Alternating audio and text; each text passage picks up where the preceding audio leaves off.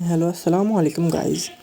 তো আপনাদের ভিতরে নিয়ে চলে এসেছি হিডেন লাভ এপিসোড 7 নিয়ে। তো যারা যারা নতুন আছেন চ্যানেলটি সাবস্ক্রাইব করে দেবেন। চলুন কথা না বাড়িয়ে এপিসোডটি শুরু করে ফেলি। তো এখানে প্রথমেই দেখানো হয় তাও তাও জেনের বাড়িতে চলে গেছে। কারণ এর আগের পর্বে দেখানো হয়েছিল যে তাও তাও জেলে গেছিলো, পরবর্তীতে তাও তাওকে বলেছিল তুমি আজকে থেকে আমার বাসায় থাকবে। তো পরবর্তীতে এখানে জেনের মা তাও তাওকে বলে যে তুমি গোসল করে প্রত্যেকদিন শোবে। তো তাও তাও সেখানে বলে যে আমি তো সকালেই গোসল করেছি, তো আবার গোসল করা লাগবে। তো তাই বলে। তো বলে যে এর দেখাশোনা কে করবে, তখন তাও তাও বলে যে এর দেখাশোনা আমি করব, কারণ আমি মেয়েদের দেখাশোনা করতে এক্সপার্ট এবং মানে মেয়েদের জন্য 2বার জেলেও গেছি। তো তখন বলে যে আমাদের বাসার নিয়ম সবাই 10টার পরে ফোন ড্রয়িং রুমে চার্জে দিয়ে চলে আসবে।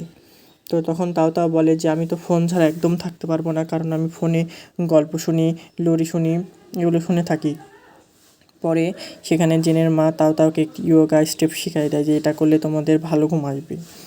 তো এটা করবে মানে প্রত্যেকে রাতে শোয়ার আগে 25বার করে।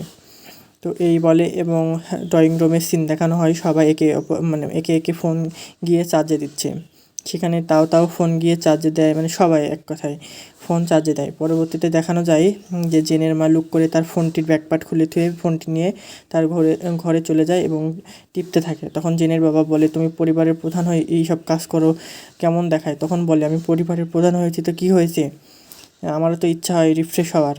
তো তখন দেখানো হয় যে এখানে তাও তাওয়ের ফোনের রিংটোনের জন্য সেই মানসিক প্রতিবন্ধী রোগীটা চালা পেয়ে যায় এবং সে ফোনের কাছে চলে যায়, কারণ সে ফোনে একটি ভয়ানক রিংটং লাগিয়ে রেখেছে। তো পরে সেখানে তার চিৎকার শুনে জেন এবং জেনের মানে ফ্যামিলি মেম্বাররা সবাই ড্রয়িং রুমের দিকে অগ্রসর হয় এবং জেন সবার আগে যায় এবং বলে যে কী হয়েছে তোমার, মানে শান্ত হও তুমি।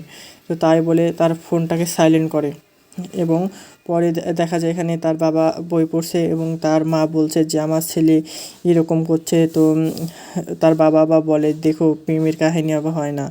তো তখন বলে না না, এই মানসিক প্রতিবন্ধী মেয়ের সাথে যদি বিয়ে হয় তো আমার ছেলেও প্রতিবন্ধী হয়ে যাবে। তো এখানে দেখানো হয় জেন বসে আছে আর সেই মানসিক প্রতিবন্ধী রোগী শুয়ে আছে।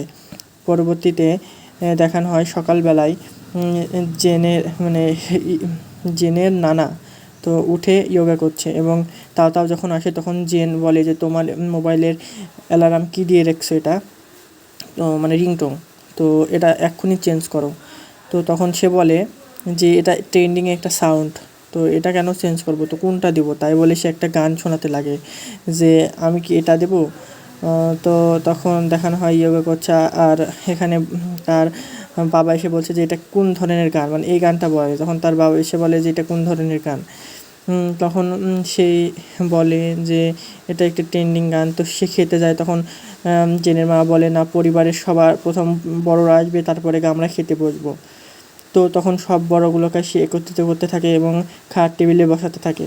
তো পরবর্তীতে সে বলে তাহলে এখন আমরা খাবো। তো সে আবার খেতে চায়, তখন বলে না, প্রথমে পালস রেট চেক করতে হবে তারপরে খেতে হবে। তো তখন বলে খাওয়ার পরে তো পালস রেট চেক করা যায়। তখন বলে না, খাওয়ার আগেই পালস রেট চেক করতে হয়। তো তাও তাওকে বলে তুমি পালস রেটে কী বুঝতে পারছো? তো বলে এটা তো খালি জোরে জোরে লড়ছে, তা বাদ দিয়ে কিছুই না।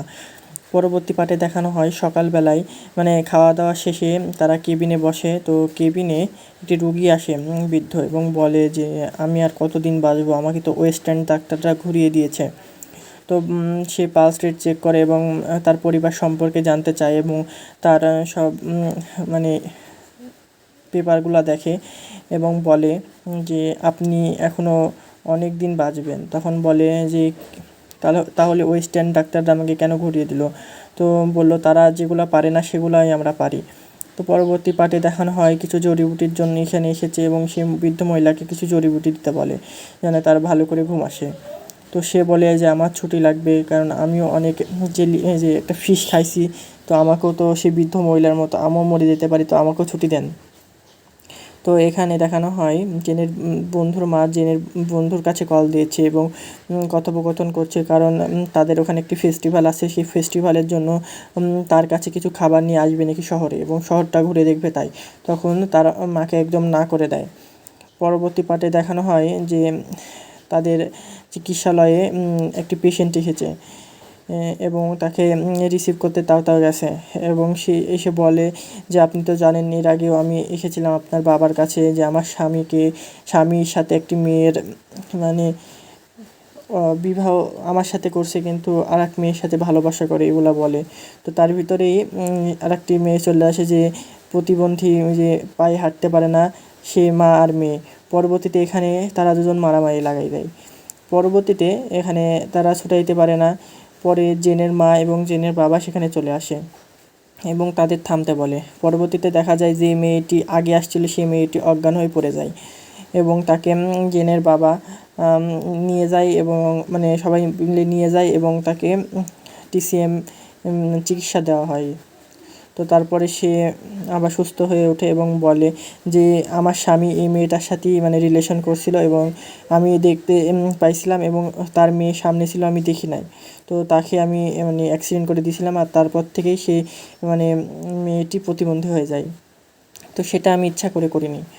তো এখানে জেনের মা আসে এবং জেনের বাবাকে বলে যে তুমি বাইরে যাও এবং বাইরের দিকগুলো সামলাও, কারণ বাইরের দিকে অনেক গ্যাঞ্জাম চলছে সে মেয়েটিকে বাঁচানো নিয়ে। কারণ কেন সে জেনের বাবা মানে এই মেয়েটিকে বাঁচালো, কারণ সেই তো মানে প্রতিবন্ধী মেয়েটির মা মনে করে সেই তার মেয়ের এই অবস্থার জন্য দায়ী। তো এখানে এই সেই আরেকটি যে মানে মানসিক রোগী আছে সে অনেক ভয় পায় এবং বলে যে এই মেয়েটিকে মানে ঘরের ভিতরে নিয়ে যাও। তখন সে প্রতিবন্ধী মেয়েটিকে এবং মানসিক প্রতিবন্ধী মেয়েটি মানে নাকি মানে ঘরের ভিতর নিয়ে যাওয়া হয় আর সেখানে জেনের বাবা আর সেই মেয়েটি থাকে। তো এখানে সেই মেয়েটি বলে যে কেন আপনি সেই মেয়েটিকে বাঁচালেন। তো বলে যে সেই মেয়েটি আর বেঁচে নেই, সেই মেয়েটি মরে গেছে। তো তখন জেনকে বলে জেন তুমি তাদের ফ্যামিলিকে কল দাও এবং তাদের ফ্যামিলি মেম্বারকে ডাকো যেন তাদের ফ্যামিলি মেম্বারগুলো আসে এবং এই যা যাবতীয় মানে লেনদেন মানে সমূহ আছে সেগুলো নিয়ে যায়।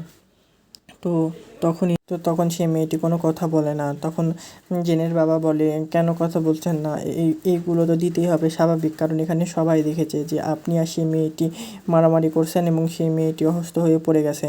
তো পরবর্তীতে দেখানো হয় যে তাও বলে যে মরে গেছে বলে সত্যি দেখতে যায় এবং সে আসে এবং অভিনয় করে যে হ্যাঁ এরম মানে মরা মানুষ আমি আগে কখনো দেখিনি। তো এই বলতে বলতে এই পার্টটি শেষ হয়ে যায়। আর যারা সম্পূর্ণ পার্টটি দেখেছেন লাইক অ্যান্ড সাবস্ক্রাইব করে দেবেন অ্যান্ড পরবর্তী পার্ট খুব তাড়াতাড়ি নিয়ে চলে আসবো। তো সম্পূর্ণ ভিডিওটি দেখার জন্য ধন্যবাদ।